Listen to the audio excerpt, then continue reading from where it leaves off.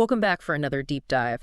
Today, we're going to be talking about Jainism. Okay. Which is something that you said you wanted to learn more about. Yeah, so we've got some excerpts from the Wikipedia article on Jainism. Okay. And we're going to be talking about this ancient Indian religion. All right. Excited. Sounds good. So to jump right in, Yeah.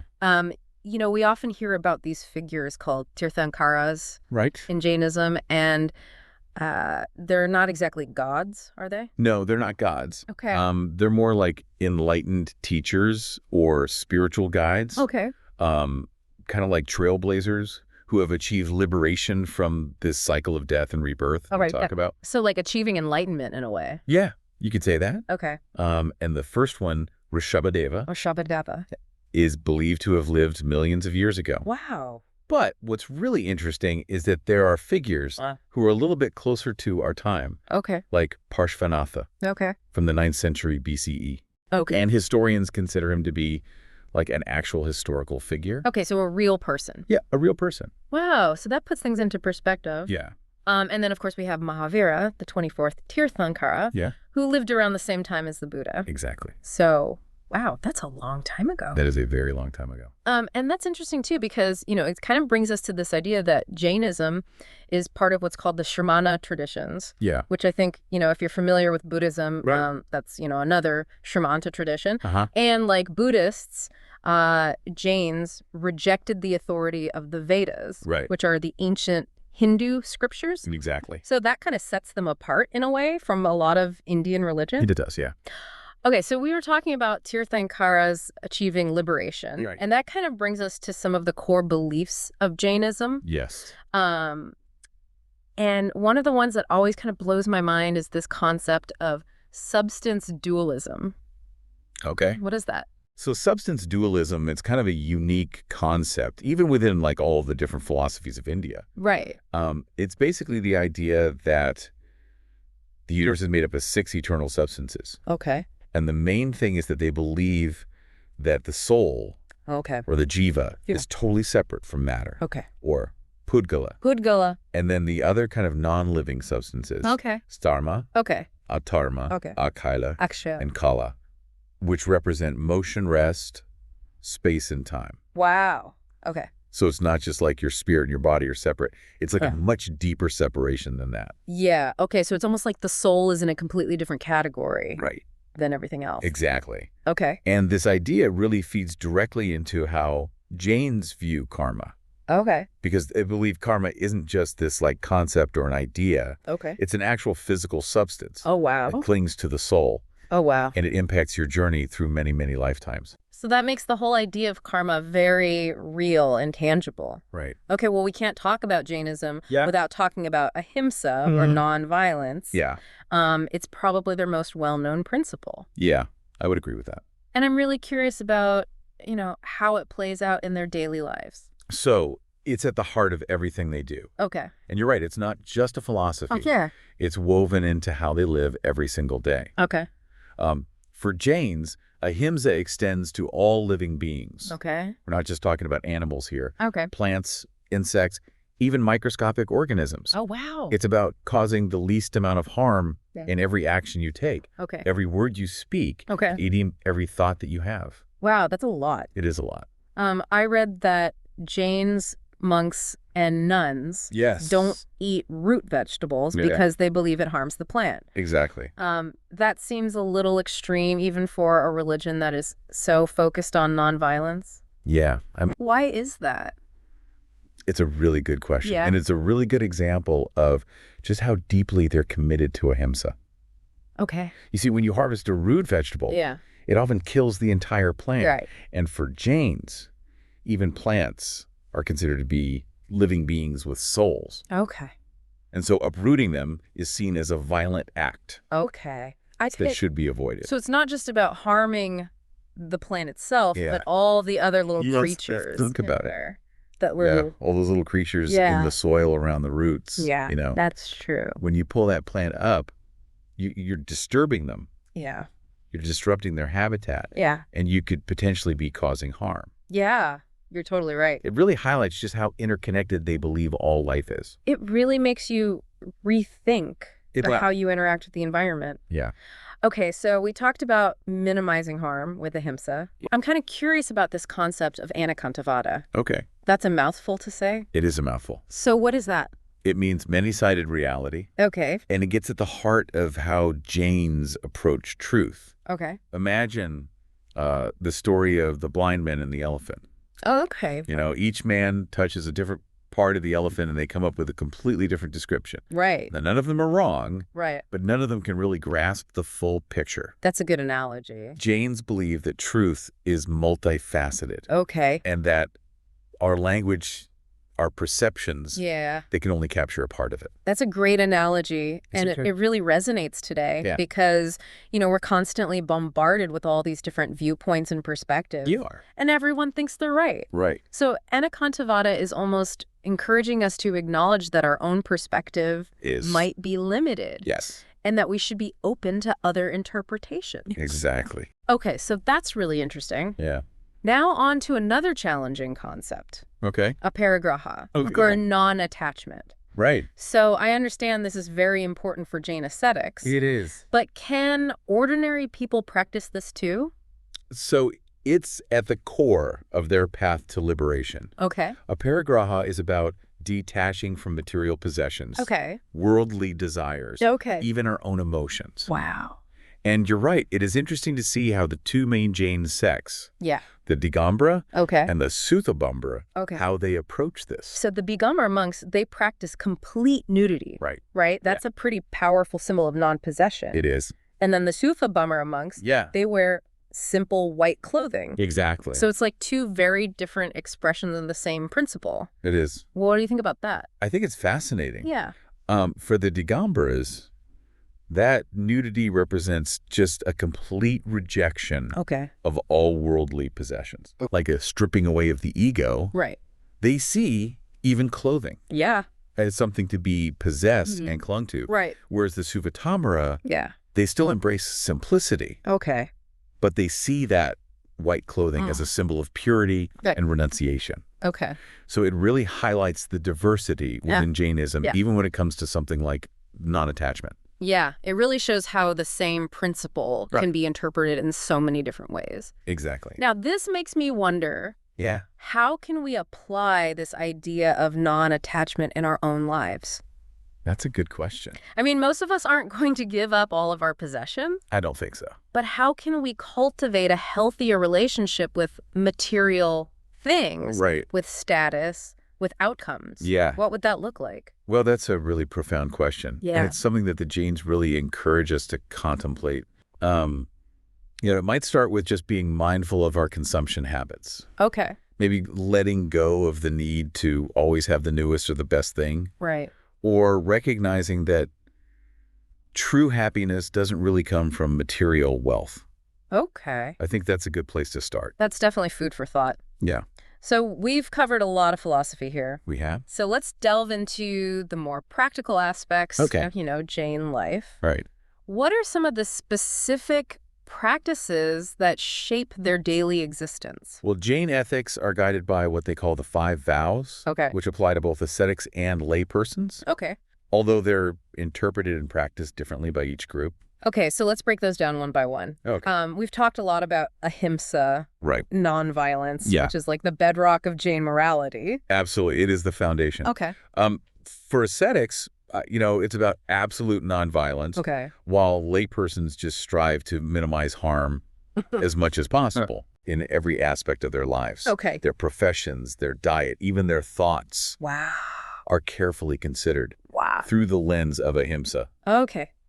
Okay. So next we have satya, Yes. which is truthfulness. Uh-huh. What does that look like in practice? So satya is about being truthful in all things, Okay. never lying or encouraging dishonesty. Okay.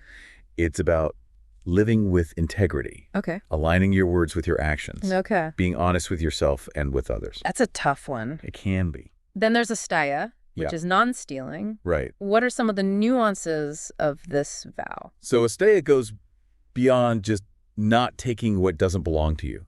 Okay. For ascetics, this means asking permission for even the most basic necessities. It's about showing their detachment from material things. Laypersons are expected to be honest in their dealings, to not take advantage of other people, and to make sure that everything they acquire is done ethically. Gotcha. All right, so let's move on to brahmacharya, which is chastity. So for Jain monks and nuns, this vow requires complete celibacy. Like total dedication to the spiritual path. Laypersons practice chastity within their marriage. Emphasizing loyalty, respect, and fidelity. And finally we have aparigraha. Yes. Which we talked about earlier in the concept of non-possessiveness. Yes. And this vow encourages Jains to live simply, to be content with what they have, and to avoid accumulating unnecessary possession. It's about understanding that happiness comes from spiritual growth and liberation.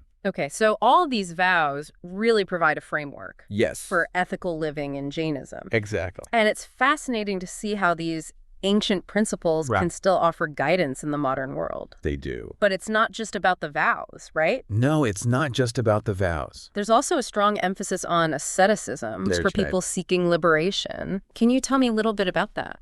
So for Jains, asceticism isn't about punishing yourself. It's seen as a way to burn away past karma. And to stop creating new karma, which will ultimately lead to liberation. This could involve things like fasting, meditation, and for those who are truly dedicated, even more extreme austerities. I'm definitely eager to learn more about those specific practices. It sounds like Jainism has a lot to offer. It does. In terms of personal transformation and spiritual growth. So stay with us as we continue to dive deeper into this really interesting religion, Jainism. Sounds good. Yeah, it's amazing how, deeply these principles are woven into every aspect of Jain life. It is. You know, we were just talking about asceticism and how it helps burn away karma. But it also seems like, their daily routines are filled with all these different practices that support this journey towards liberation. It's a way of life. So can you give me some examples? Sure. So you see this reflected in things like their diet. You mentioned earlier that many Jains are lacto-vegetarian. That stems directly from their commitment to ahimsa. And even then it goes beyond not eating meat. It does. We talked about the root vegetables. Yes. It seems like every action is carefully considered in light of its impact on all living things. It is. There's actually a beautiful Jain saying that really captures this interconnectedness. What is it? It's Paraskarapagraho Jivanam. Paraskarapagraho Jivanam. Yeah, and it means the function of souls is to help one another. I love that. Yeah. It speaks to a sense of shared responsibility. It does. Recognizing that we're all in this together. Exactly. And you see the same intention in practices like fasting. Which is common in Jainism. Yes, especially during festivals. Oh, right. Yeah. I was reading about the Dasalaksana Parban festival observed by the Digambra sect, where they limit their food intake for 10 days. Or even fast completely on the first and last day. Yeah, it's pretty intense. That takes some serious discipline. It does. It's a powerful demonstration of self-control and devotion. Fasting is seen as a way to purify the soul, to minimize harm to other beings, and to burn away karma. This Vambara sect has a similar festival called Paryasana, where fasting is also a central practice. So we've got the 5 vows, we've got asceticism, now we're talking about fasting. I'm sensing a theme here. Yeah, what's that? It's all about self-discipline and purification. Yeah, you're picking up on something. It's a path that definitely demands a certain level of commitment and inner work. And this brings us to another really important practice. Meditation. Now meditation is popular in a lot of spiritual traditions. It is. But I understand it has a slightly different purpose in Jainism. Yeah, that's right. So how is it different? Well, in a lot of traditions, meditation is about self-discovery or reaching a state of enlightenment. For Jains, it's more about stilling the mind. Detaching from desires and attachments. And ultimately freeing yourself from this cycle of karma. So it's not so much about achieving some blissful state, but about letting go. Exactly. It's about quieting that mental chatter that keeps us bound to the material world and to our own ego. So what would be a good example of this? So a good example would be the practice of samayika, where Jains engage in these short periods of meditation aimed at cultivating a state of equanimity. So like being calm and balanced. Exactly. Okay, I like that. Yeah. Okay, so let's talk about rituals and worship in Jainism. Okay. I know Jains have temples. We do. And they revere various deities. Right. But I also understand that they don't believe in a creator god. That's right. In the traditional sense. They don't. So can you clarify that for me? Yeah. Sure. Like, how does that work? So you've hit on a really important distinction. Okay. While Jains do have rituals and deities, right, their ultimate focus is on the Tirthankars, those enlightened beings who have achieved liberation. Okay, so the Tirthankars are kind of like role models, showing the path to liberation. Exactly. But they're not worshipped in the same way that you might worship a god who created the universe. Exactly. Okay. Jains revere the Tirthankars for their wisdom and their example. Okay. But they don't see them as all-powerful beings who control our destiny. Okay. Jains visit temples to perform what's called darsana. Darsana. Which is the act of seeing and paying respect to the images of the Tirthankaras. Okay. And speaking of temples, yeah, Jain architecture is just incredible. It's amazing. With the intricate carvings, soaring towers. It's breathtaking. They're breathtaking. It really is a testament to their rich artistic traditions, which are very intertwined with their core beliefs. Okay. You'll often find statues and sculptures of the Tirthankaras in these meditative postures, symbolizing their detachment and inner peace. Oh, and you can't forget that colossal statue of Bahubali. Oh, yes. At Shravanabelagola. It's incredible. Over 58 feet tall. It's huge. And carved from a single rock. I know. It's hard to even imagine the level of devotion and artistry that went into creating something like that. It's mind-blowing. It is. And these statues are just one aspect of Jain art and architecture. Right. You know, the temples themselves are often designed to reflect the cosmos. Wow. With elaborate carvings depicting scenes from Jain mythology and the lives of the Tirthankaras. That sounds amazing. It is. It's like stepping into another world. It is. Now, I understand that pilgrimage is also important in Jainism. Yes, absolutely. Okay. So that's like Shikarji. Shikarji. Where 20 Tirthankaras are believed to have attained liberation. Wow. And Palatana. Salatana. Known for its hundreds of Jain temples. Wow. Draw pilgrims from all over the world. That's amazing. It is. It's remarkable how these ancient traditions continue to thrive in the modern world. It is, but it's also important to remember that Jainism has faced its share of challenges. Of course. Throughout history. Yeah. Particularly during periods of Muslim rule in India. Right. There were instances of persecution and attempts to suppress the religion. Yeah, I read about the destruction of temples and forced conversions. Yeah, it's a complex history. It is. Much like many religious traditions in India. Right. But it is worth noting that some Muslim rulers were tolerant. Okay. And even supportive of Jainism. Okay. Offering grants for the upkeep of pilgrimage sites. So there was a mix. There was. Okay, and what about during British rule? I understand that Jainism faced some unique challenges then. They did, especially for the Digambara monks who practiced nudity. Right.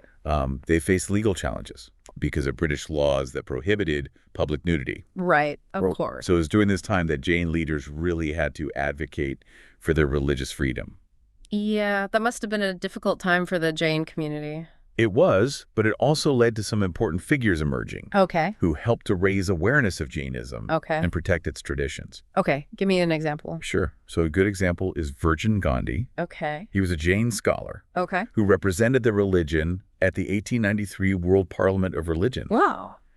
He played a key role in educating others about Jainism. Okay. And advocating for Jain rights. So it's really inspiring to see how they navigated those challenges and preserved their traditions. It is. Their resilience is remarkable. It is. And today, while Jainism remains a minority religion globally, with most of its followers in India, it's known for its high literacy rates. It is. And socioeconomic success. Yes. I also read that Jainism is gaining popularity in countries like Japan. Yes, it is. So it seems like its message of nonviolence and compassion is really resonating with people from diverse backgrounds. Yeah, it's a testament to the universality of its message and its enduring relevance. Yeah, it's really incredible how Jainism has not only survived, but thrived amidst all those historical challenges. Yeah. You mentioned its growing popularity in places like Japan. Right. What do you think draws people to this ancient tradition?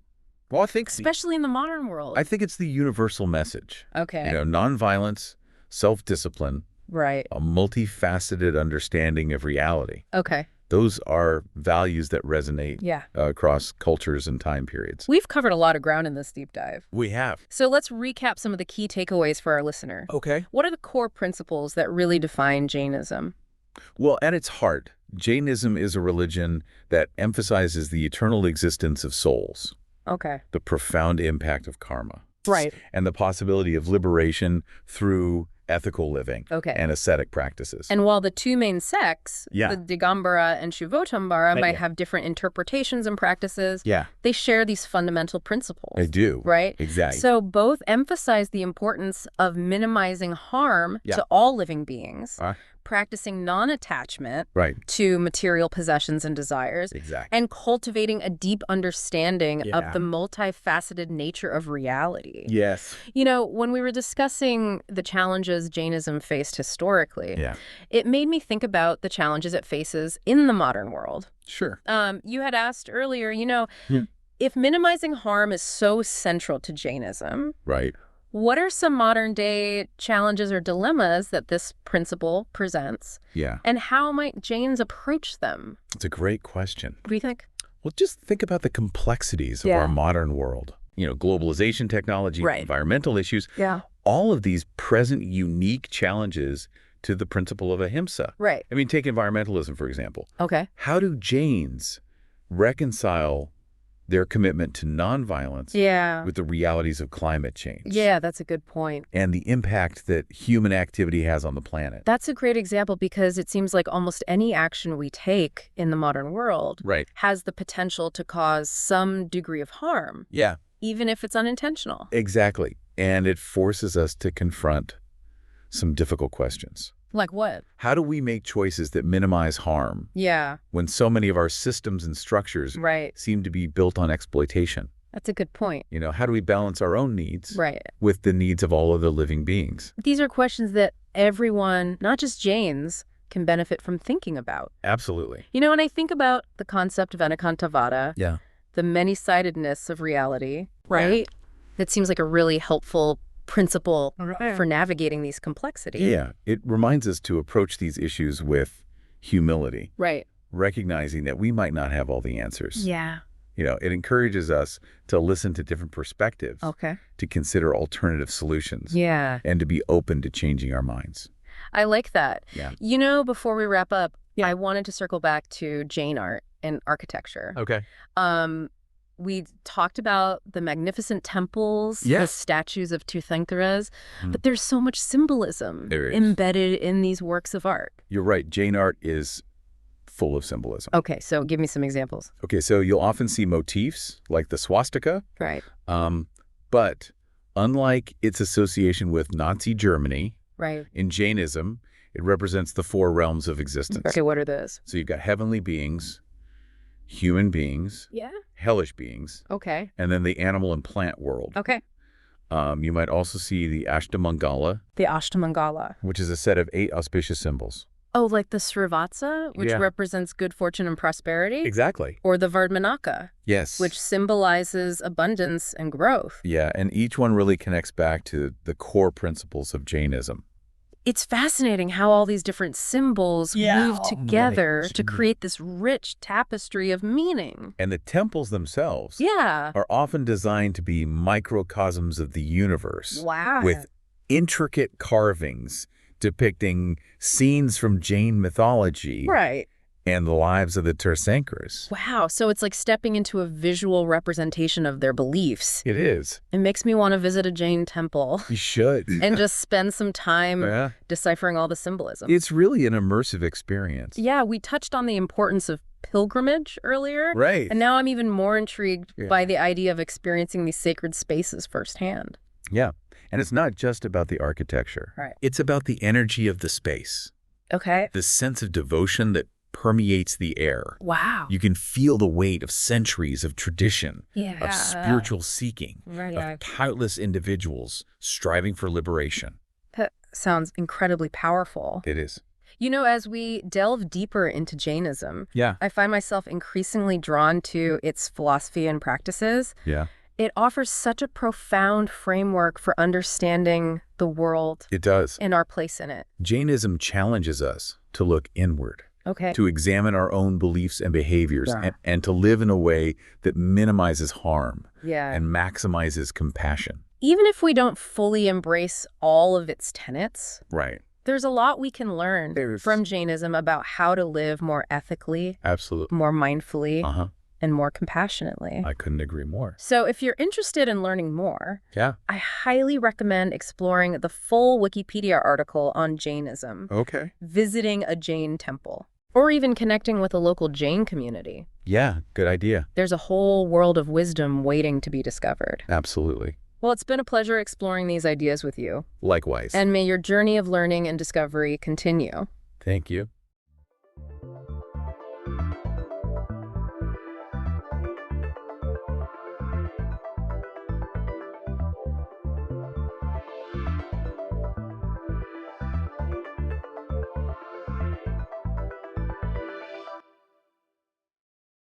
All right, so are you ready to really dive deep into these fascinating creatures? Cheetahs. Absolutely, I'm ready. We've got some amazing excerpts here all about cheetahs from their Wikipedia page. Awesome. I mean, we all know they're fast, but how fast? And it makes them such incredible speedsters. Yeah. From their evolution to their iconic spots, and we're going to cover it all. It's going to be fun. It's not just about speed, though, right? We'll also we'll dig into some of the lesser-known stuff, like how complex their social structures can be. Oh, interesting. And the challenges they face because of that low genetic diversity. Okay, let's unpack that genetic diversity thing first. I know cheetahs are known for it, but what does it actually mean for them, for their survival? Well, think of it like this. Imagine a population bottleneck. You're trying to thread a needle, but you've got this super thick thread. Okay. Yeah. Only a tiny bit of that original variation, the genetic variation, is going to make it through that needle. Oh, I see. And that's what happened to cheetahs, at least twice in their history. Wow. So they're left vulnerable to diseases, and it impacts their ability to adapt to any changes. So it's not just about inbreeding then? No. It's more about this lack of, genetic tools to deal with threats. Precisely. Imagine having, a toolbox, but it's got only a few tools. They may have the perfect tool for speed, but what about the tools to, resist a new virus? Right, yeah, makes sense. Or adapt to a change in what prey is available. It's a constant balancing act for these guys. Wow. And that makes those conservation efforts even more important. Absolutely. But before we get there, I want to talk about their family tree. I was so surprised to learn that they're closer to cougars than lions or tigers. Right. It's fascinating. They're part of that puma lineage. With the jaguarundi. Jaguarundi. Yeah. And there's this theory that cheetahs actually originated in North America. What? Then migrated across, continents to Asia. And finally Africa. Wow. Talk about an epic journey. But why is their lineage so different from the other big cats? Yeah. The ones we typically associate them with? Well, you see, the evolutionary tree for cats is really complex with all these branches and splits happening over millions of years. Right. And cheetahs, with their unique adaptations, ended up on this separate branch, away from the lions and tigers and leopards. Oh, okay. It's a good reminder that, appearances can be deceiving when you're tracing ancestry. That's a great point. Speaking of appearances, let's talk about those physical traits, the ones that make them such speed demons. Yeah. That sleek build, their spotted coat, and, those tear streaks. It all screams aerodynamics. Absolutely. Every single feature serves a purpose. Yeah. Those long, slender limbs and that flexible spine, they allow for incredible stride lengths, so they're covering huge distances with each bound. Wow. And their claws, they're non-retractable, so they act like cleats, providing grip for, quick acceleration and those sharp turns. It's like they were just designed for speed. Yeah. But I've always wondered, with all that emphasis on running, can they even climb trees? Yeah. Like other cats? That's a good question. I mean, they can climb, but they're not as adept at it as leopards or jaguars. Their body structure is really optimized for running, not vertical agility. Makes sense. Think of them as sprinters, not tree climbers. Right. So it's speed over climbing in their world. Yeah. And speaking of speed, let's talk numbers. Just how fast can these guys go? We're talking speeds of up to 65 miles per hour. Wow. Which is faster than most cars on the highway, and their acceleration is even more remarkable, Yeah. They can go from 0 to 60 in like under 3 seconds. That is mind-blowing. I remember hearing that a cheetah was once clocked at 70 miles per hour, but I guess that's been debunked. Yeah, that number comes from a measurement taken way back in the 1950s using less reliable methods. Modern tracking technologies confirm that their top speed is closer to that 65 mile per hour range. Right. Okay. Still impressive, of course. Oh, absolutely. Yeah. But what about their stamina? Oh, yeah. Can they maintain that speed for long distances? Actually, that's one of their limitations. Those bursts of speed are short, intense. Designed for quick chases, not endurance runs. So it's like a high-performance engine. Yeah. Built for quick acceleration, but not for long-haul trips. Exactly, and that's where their hunting strategy comes into play. They're not about those long, drawn-out chases. It's all about, a quick burst of speed, a precise takedown, and then conserving energy. Okay, that makes sense. So it's all about those calculated bursts of energy, which begs a question. What are they actually hunting? Are they chasing down anything that moves, or do they have specific prey in mind? They mostly target medium-sized ungulates, like gazelles and impalas. Okay. Those animals are also fast and agile, so it makes the cheetah speed all the more crucial, right? For a successful hunt. It's like this evolutionary arms race. Yeah, it is. With both, predator and prey pushing each other to just become faster and more agile. Exactly. And it's not just about raw speed either. Cheetahs have developed these incredible hunting techniques like sharp turns and sudden deceleration that allow them to outmaneuver their prey. I'm picturing those National Geographic documentaries, Oh, yeah. with cheetahs just making these incredible turns like almost defying physics. It's truly amazing to watch, and they're known for their speed, but they're also really efficient hunters with a success rate much higher than a lot of other predators. So they're not just fast, they're incredibly skilled hunters. Like they've mastered this art of speed and agility. Mm-hmm. Precisely. And that brings us to their social structure, which is really fascinating. Oh, okay. You might be surprised to learn that their social lives are actually quite different from, say, lions, which live in those big prides. Okay, I'm all ears. What makes their social dynamics so unique?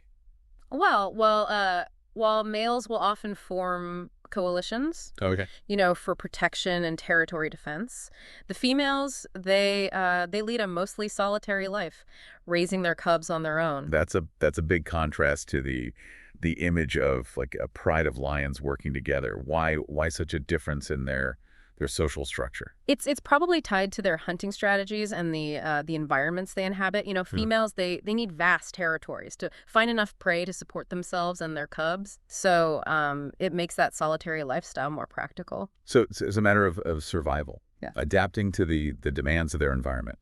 Exactly. And speaking of those environments, let's talk about where they're found and what kind of threats they face. Historically, they roamed across these huge stretches of Africa, Asia, and even Europe. But their range has shrunk considerably, right? I know they're facing a lot of challenges these days. Yeah, sadly it has. Habitat loss, due to human encroachment and agriculture and development is a major threat. And that low genetic diversity we talked about. Yeah. It makes them super vulnerable to disease outbreaks. It's just a stark reminder that even the fastest animal on land isn't immune to the pressures that we're putting on the planet. It's true. And then there's, the challenges from poaching and the illegal wildlife trade, which further diminishes their already fragile populations. It's a complex and concerning situation. But I'm curious about something. We've talked about their vulnerability, but they've also survived for millions of years. What are some of those adaptations? Yeah. Besides speed, that have helped them thrive for so long? Well, their ability to adapt to different habitats is key. I mean, you find them in everything from savannas to grasslands to arid regions, which really showcases their flexibility. Wow, yeah. And their hunting techniques, those sudden bursts of speed and maneuverability have proven incredibly effective. Yeah, it's amazing. At securing prey. So it's a combination of those physical adaptations, Yeah. and hunting skills and an ability to thrive in a variety of environments that has allowed them to persist. Like despite all the challenges they face. Precisely. And while their future is, uncertain, those same adaptations, they give us hope that they can continue to survive and thrive if we do our part to protect them. That's a powerful message. But before we dive into conservation efforts, I want to touch on something we haven't discussed yet, which is cheetahs and humans. There's a long and kind of complicated history there, isn't there? Oh, absolutely. Cheetahs have been tamed and used for hunting by humans for centuries, dating all the way back to ancient civilizations. Right. They've held this unique place in our cultural imagination, symbolizing both speed and grace. It's fascinating to think about that historical connection, how our perception of them has evolved over time. It really is. It's a reminder that our relationship with nature is constantly shifting, and understanding that history can really inform our conservation efforts today. That's a great segue into the next part of our deep dive, where we'll delve into those specific challenges that they face and the efforts being made to secure their future. Definitely. But before we do that, I have a question for you. Sure. Considering their incredible speed, their vulnerability, and their unique history with humans, what do you think the cheetah symbolizes in the grand scheme of things? It's something to ponder, as we continue our exploration. Yeah, I like that. Yeah, that's a really thought-provoking question. Right. I think, the cheetah can be seen as like a symbol of resilience, of surviving against the odds that they face, so many challenges throughout, their evolutionary history, and yet they're still here captivating us with their speed and grace. It's like they embody this delicate balance between strength and vulnerability. Right. On the one hand, they're these apex predators built for speed and efficiency, but on the other hand, they're incredibly fragile, facing threats from habitat loss to disease to human conflict. And that fragility is definitely heightened by their low genetic diversity, which we talked about earlier. It's like a double-edged sword. That genetic bottleneck, it helped them specialize and become these incredibly efficient hunters, but it also left them with a really limited ability to adapt to change. Makes you realize how interconnected everything is. Yeah, definitely. In the natural world. Yeah. Those evolutionary pressures that shaped the cheetah over millions of years, now make them vulnerable in a rapidly changing world. Yeah. Dominated by humans. Exactly. And that's where those conservation efforts become so crucial. It's not just about, protecting individual cheetahs. It's about understanding that intricate web of life that they're a part of, and addressing those threats to that entire ecosystem. So let's talk about those efforts. What are some of the key strategies being used to help cheetahs thrive? Well, one of the most important strategies is habitat conservation. And restoration cheetahs, they need these vast spaces to roam and to hunt, and as their habitat shrinks due to human development, their populations become fragmented and isolated. So it's not just about creating these protected areas. Yep. It's about making sure that those areas are connected and large enough to support healthy cheetah populations. Exactly. And that often means working with local communities to find ways for humans and wildlife to coexist. Okay. For example, there are programs that help farmers protect their livestock from cheetah predation, which can it can reduce conflict and promote tolerance. It's about finding those solutions that benefit both people and wildlife, recognizing that we're all We're all interconnected. Right. And then there are, the efforts to address that low genetic diversity. Right. Some scientists are exploring the possibility of, carefully introducing genes from other cheetah populations to increase the genetic variation. That sounds tricky. Are there risks involved in doing something like that? There are always risks when when intervening in these natural processes. Right. It's crucial to to proceed with caution and make sure that any genetic interventions are done ethically and with a deep understanding of the potential consequences. So it's not just about the science. Right. It's about the ethics of conservation as well. Absolutely. And speaking of ethics, we touched on that historical practice of taming cheetahs for hunting. What are your thoughts on that practice? It's a complex issue. It is. On the one hand, there's this long tradition of humans interacting with cheetahs in this way, and some people argue that it could potentially play a role in conservation, right, by raising awareness and generating funds. Right. And there are examples of programs where captive bred cheetahs are trained for hunting and then released back into the wild. Wow. The idea is that this training can help them hone those natural hunting instincts. But I imagine there are concerns about the welfare of these animals and whether this kind of training is truly beneficial for their survival in the wild. Absolutely. There are valid concerns on both sides of this issue. It's important to have these open and honest conversations about the ethics of such practices and to make sure that any interactions with cheetahs are done with their well-being as the top priority. It's about finding that balance between our fascination with these incredible creatures and our responsibility to protect them. And that balance is often delicate, and it requires this nuanced approach that takes into account the complexities of both cheetah behavior and human needs. Speaking of human needs, I'm curious about those reintroduction efforts that we briefly talked about earlier. Yeah.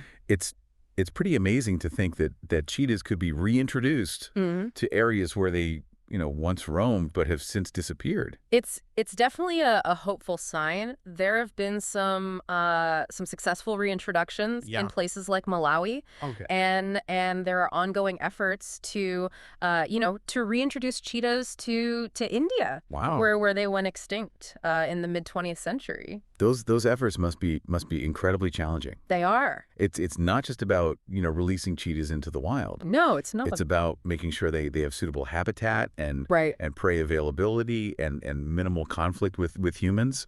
Exactly. Yeah. And it often involves this long process of acclimation and monitoring to ensure that those reintroduced cheetahs can adapt to those new surroundings and thrive. It makes you realize the dedication and expertise of people who are working on the ground to make these reintroductions successful. They really are unsung heroes working tirelessly to give cheetahs that second chance in those areas. But even with all these efforts, there's still that looming question of their low genetic diversity. Right. How do you think this factor will continue to play a role in their future, even with successful reintroductions? It's a crucial consideration. Even if we can establish these healthy populations in new areas, that limited gene pool will continue to pose challenges. Yeah. It's like building a house on a foundation that's not quite as strong as it could be. So even with the best conservation efforts, there's still this sense of uncertainty, definitely, of almost like walking a tightrope. Yeah. When it comes to their long-term survival. That's a great way to put it, and I think that that uncertainty really highlights the importance of continued research and innovation in conservation. We need to be constantly adapting our strategies and seeking seeking new solutions as we learn more about cheetahs and the threats they face. It's a reminder that conservation is an ongoing process. Yeah. Not a destination. Right. But with all the challenges we've discussed. Yeah. I have to admit, I'm feeling a bit overwhelmed. Yeah. Like where do we even, begin to address these complex issues? It's easy to feel that way when you're faced with the scale of these challenges. Yeah. But I think it's important to remember that every action, no matter how small, can make a difference. So what are some tangible things that individuals can do, to contribute to cheetah conservation? Yeah. Even if they're, not scientists or policymakers. There are lots of ways to get involved. Supporting organizations that are dedicated to cheetah conservation, right. Through donations or volunteering is a great start. Right. Spreading awareness about the threats they face and advocating for policies that protect their habitat can also have a really significant impact. It's about recognizing that we all have a role to play. Yeah. In ensuring that these magnificent creatures have a future. And even small actions, when multiplied across a global community, can create like a wave of positive change. Yeah. Exactly, and that brings us back to that question that you posed earlier about what the cheetah symbolizes. I think in many ways they represent the interconnectedness of all living things and the responsibility that we have to protect that delicate balance of nature. It's a powerful reminder that our own well-being is intertwined with the health of the planet and all its inhabitants. And as we conclude this part of our deep dive, I'd encourage you to think about what the cheetah's story means to you personally. Yeah. What lessons can we learn from their resilience, their vulnerability, and their enduring presence on this planet? It's a question worth pondering as we move into the final part of our cheetah exploration. And it's amazing, We've been discussing the cheetah's journey, their speed, their agility, and it's hard not to just be in awe. But it's also impossible to ignore that delicate balance they represent, that blend of power and fragility. Almost like a metaphor for nature itself. Yeah. The cheetah, it embodies that incredible strength, that adaptability of life on Earth, but also that vulnerability that comes with specialization and being dependent on a delicate ecosystem. And it makes those historical interactions with humans all the more fascinating. Right. We talked about how cheetahs were tamed for hunting, even revered in some cultures. That's such a different perspective than the purely conservation focused lens we use today. It really shows how our relationship with nature is constantly evolving. For centuries, the focus was on utilizing nature, sometimes even dominating it. Now we're grappling with the consequences of those actions and trying to coexist more sustainably. And in the case of the cheetah, that means addressing those very real threats to their survival. We've talked about habitat loss, poaching, and the challenges of their low genetic diversity. It feels like a race against time.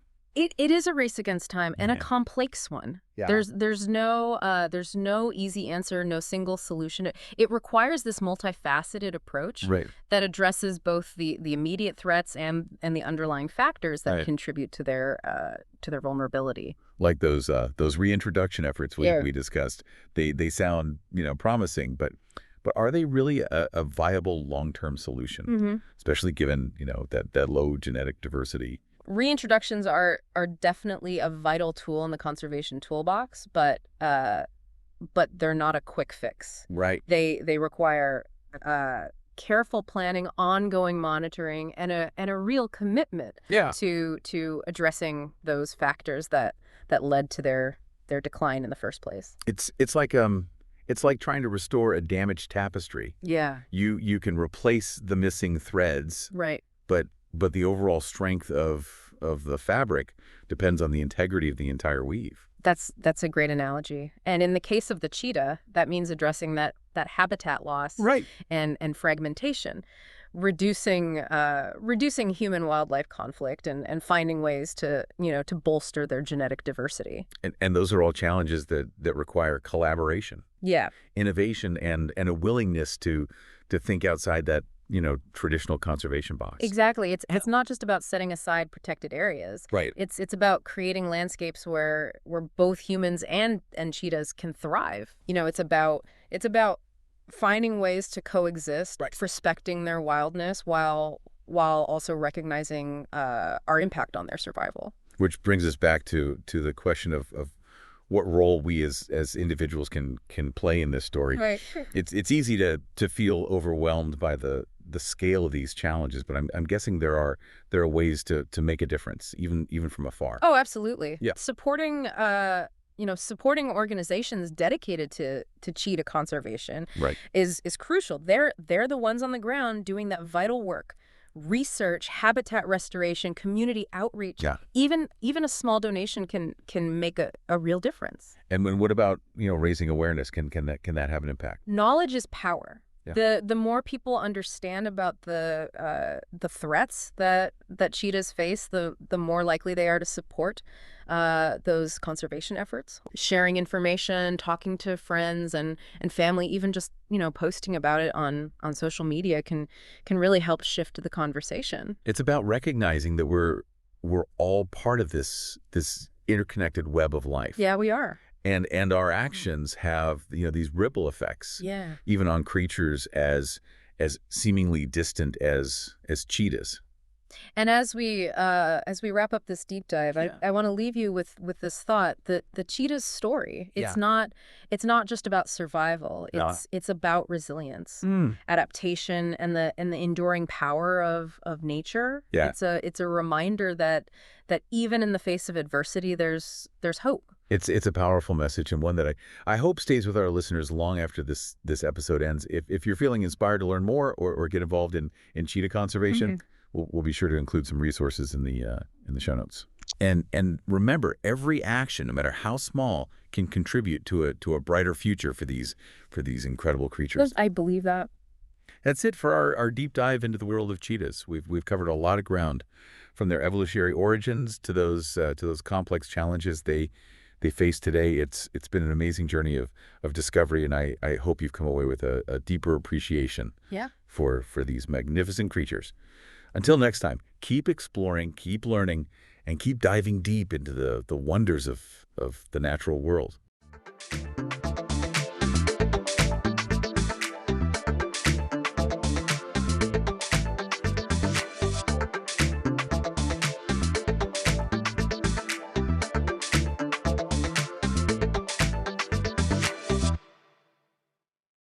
Ever feel like the world is spinning too fast? Well, today's deep dive takes us to the one place where that feeling is most literal, the equator. Yeah. We tend to think of it as this static line, just dividing the Earth in half. Right. But it's actually so much more dynamic and surprising than that. We're diving into maps, scientific papers, even some quirky travelogues to really kind of uncover the equator's hidden depths. What I think is so fascinating is how this line, this circle, right, around our planet, shapes everything. Yeah. From how we think about time to the very ground we walk on. And we're going to uncover those connections today. It's more than just a line on a map. Let's be honest, we all learned about it in school, that imaginary belt around Earth's waistline. But here's a fun one for you. The International Association of Geodesy, they say it's 40,075 kilometers long. Yet, I looked at this other source, and it had it as slightly longer. Apparently, even measuring this so-called line is tricky. That discrepancy, actually, I think that highlights something really crucial about, all this. Yeah. Our understanding of the Earth is always evolving. Right. These figures, though they're slightly different, they come from complex calculations. You know? It shows how we're constantly striving for precision in mapping our world, even as it spins. It's like trying to measure a basketball while dribbling it, Exactly. But speaking of things that seem constant, let's talk about time and light at the equator. If you were standing there, you'd witness the quickest sunrises and sunsets on Earth. No long, drawn-out twilight moments. Exactly. And that's because of the sun's, nearly vertical path at the equator. Right. This makes that transition between day and night incredibly swift. Imagine the impact on cultures there. How would they think about time differently with a sun that rises and sets so abruptly. It's like someone flipped a cosmic light switch. And it's not like daylight hours change drastically throughout the year either, right? You're right. The length of day and night at the equator, it's remarkably stable all year round, almost perfectly equal. No long summer days or short winter nights like those of us further away. This constant light cycle must affect everything from plant life to human behavior. Imagine how different our sleep schedules would be. But hold on, folks, because our deep dive is about to get even more interesting. Turns out, this seemingly stable line has had a rather dramatic past. This is where the story of the equator really kind of comes alive. Okay. You see, it hasn't always been in the same place. Over millions of years, it's actually shifted significantly. No, wait a minute. How can a whole line on a map just stop move? Did someone redraw it? It's not so much the line itself, but the Earth's tectonic plates beneath it. Think of them as gigantic puzzle pieces in constant, albeit extremely slow motion. Right. As they shift and collide, it affects Earth's axis of rotation, which in turn changes the equator's position. Okay, you officially blew my mind with that one. Yeah. So what kind of impact does this, geological dance have on our planet? What's the fallout of a moving equator? Think volcanic island chains, towering mountain ranges. Even the Himalayas are a result of these colossal forces. This ongoing tectonic tango reshapes Earth's surface, creating some of the most dramatic landscapes. I always thought volcanoes were random explosions just waiting to happen, but they're actually part of this slow, powerful shift happening over millions of years. Yeah, it's incredible. That's incredible and a little terrifying. Speaking of incredible, what about the climate at the equator? Everyone pictures lush, steamy rainforests. Is that the whole picture? Not quite. While it's true that many areas along the equator boast a tropical rainforest climate, it's far from uniform. We can't forget the enormous influence of ocean currents, even at 0 degrees latitude. Oh, right. Consider the Somali Current, for example. All right, refresh my memory on that one. What makes it so special? The Somali Current is fascinating because it actually reverses direction depending on the time of year. Oh, wow. It's driven by monsoon winds. In summer, it brings warm, humid air to the Horn of Africa, triggering, a monsoon season. However, during the winter, it reverses course, flowing southward and creating much drier conditions. So it's like a giant air conditioner constantly switching between hot and cold settings. In a way, yes. This is why areas like Somalia, even though they're situated right on the equator, have a much drier climate than one might expect. So much for that picture-perfect rainforest image, then. It's more like a tapestry of diverse climates, all woven together by ocean currents and the equator's influence. Precisely.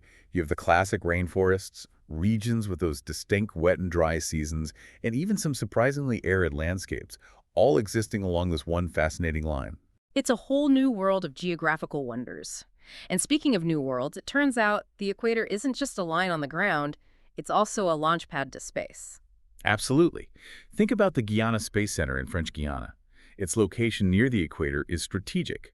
It all boils down to Earth's rotational speed, which is fastest at the equator. Launching eastward from this point gives rockets a significant speed boost, saving fuel and cost. So they're essentially hitching a ride on Earth's natural momentum. Exactly. That's incredibly clever. For a seemingly simple line, the equator is bursting with surprises. And we're just getting started. Next, let's embark on a virtual journey, tracing the equator's path to see which countries and cultures it intersects. So are you ready to pack those virtual bags? My metaphorical passport is ready. Let's do it. Where are we headed first on this equatorial adventure of ours? Let's begin our journey at the intersection of 0 degrees latitude, 0 degrees longitude. Okay. A point in the Gulf of Guinea. It's often called Null Island. Null Island. It doesn't sound like the most thrilling starting point. Don't let the name fool you. It's not an actual island, but rather more of a cartographic landmark. This is where, theoretically speaking, the world aligns. Okay. From there, as we venture east, we encounter the vibrant nation of São Tomé and Príncipe, a volcanic archipelago renowned for its breathtaking beauty and, I hear, delectable chocolate. Now that's my kind of stopover. Combining tropical islands and chocolate sounds like a winning combination. What exotic locale awaits us next on our equatorial itinerary? Next up is Gabon, a country that boasts incredible biodiversity and a really rich cultural heritage. A significant portion of Gabon is covered by a rainforest that, straddles the equator, teeming with all sorts of unique plant and animal life. It's incredible how this one single line can connect such diverse ecosystems, like from a volcanic archipelago to a sprawling rainforest. It really highlights the incredible range of Earth's natural wonders. Absolutely. And the journey continues. As we move further east, we cross into the Republic of the Congo, then the Democratic Republic of the Congo, a testament to the incredible cultural and linguistic diversity we find along the equator. It's easy to forget just how many countries and all the people and cultures, are touched by the equator. It's a tangible thread woven through the lives of millions. Precisely. For instance, imagine living in Uganda, a country where the equator quite literally slices through its heartland, even passing through Lake Victoria, Africa's largest lake. Can you imagine telling people you live a stone's throw from the equator? That's a unique claim to fame. It makes you wonder about, the kinds of ancient civilizations that might have existed along the equator's path millions of years ago as those tectonic plates were shifting. That's a fascinating thought. And speaking of fascinating geographical features, our journey takes us near Mount Kenya, the second highest peak in Africa. The equator sort of weaves its way right through the country. I can only imagine the view from that summit, gazing out over a world bisected by the equator. Speaking of journeys, we have to touch on those maritime traditions we dug up. The line-crossing ceremonies. Ah, yes. The intriguing and, let's be honest, sometimes bizarre world of line-crossing ceremonies. For centuries, you know that mariners have marked their first crossing of the equator with these unique and often memorable rituals. Remember those travel blogs I mentioned? Let's just say some descriptions of these ceremonies would make even the most seasoned traveler blush. Historically, these rituals were often quite the spectacle. Right. Raucous and even a bit, shall we say, rough. Oh. They involved hazing rituals for first-time crossers. We're talking costumes, pranks, even a touch of good-natured torture, all overseen by someone embodying King Neptune. King Neptune, as in the ruler of the sea, King Neptune. One can only imagine what Poseidon would have to say about all this. But yeah, though these ceremonies are rooted in maritime tradition, they've thankfully evolved over time. Today, especially on cruise ships, they're much more lighthearted, focused on fun and commemorating the crossing with silliness rather than, let's just say, vigorous scrubbing. It's amazing how a simple line on a map could inspire such, enduring, albeit evolving traditions. It speaks to our fascination with geography, I guess, and the need to mark these boundaries with a bit of, human flair. Speaking of human geography, as our virtual journey continues eastward, we bid farewell to Africa and venture into the vast expanse of the Indian Ocean. So are we sailing into uncharted waters now? Not quite. While we do encounter a vast stretch of open ocean, we eventually reach the shores of Indonesia. Okay. It's a sprawling archipelago. Did you know it's over 17,000 islands? And here's the fascinating part. The equator doesn't just graze Indonesia. It slices right through its heart. It passes through Sumatra, Borneo, Sulawesi, and even a few smaller islands. Talk about a nation intertwined with the equator. Wait a minute, you said Sumatra. Isn't that where orangutans live?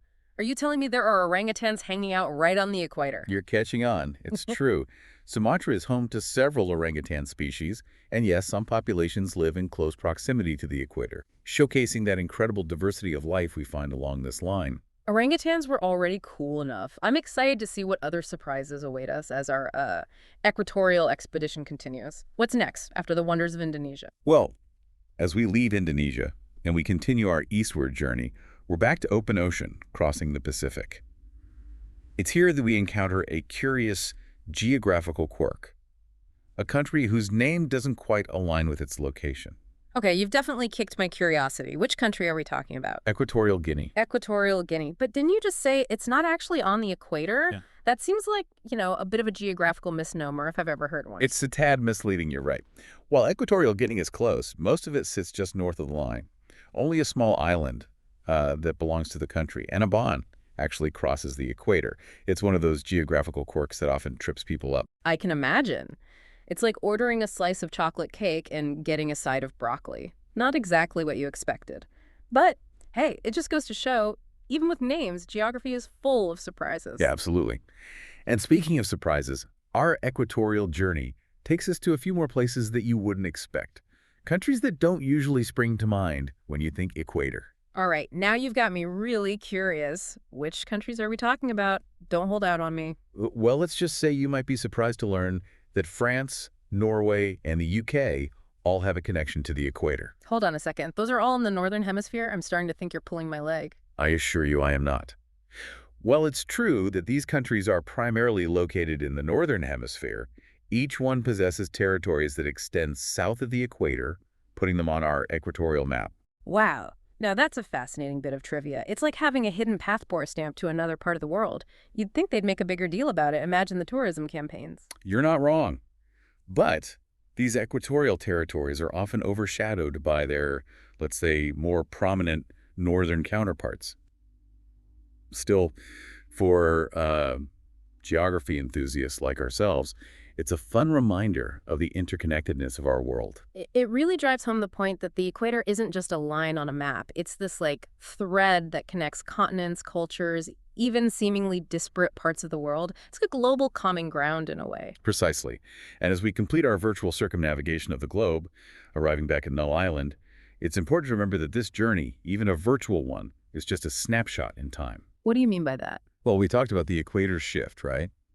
Over millions of years due to plate tectonics. Right, like a slow but steady geological dance across our planet. Exactly. And that dance isn't over. Millions of years from now, the equator could be in a completely different location, intersecting new continents and shaping our planet in ways we can only imagine. It's a humbling thought, isn't it? This line, which seems so fixed and permanent, is a constant reminder that our planet is a work in progress, always evolving and changing. It makes you wonder what other secrets the equator will reveal in the millennia to come.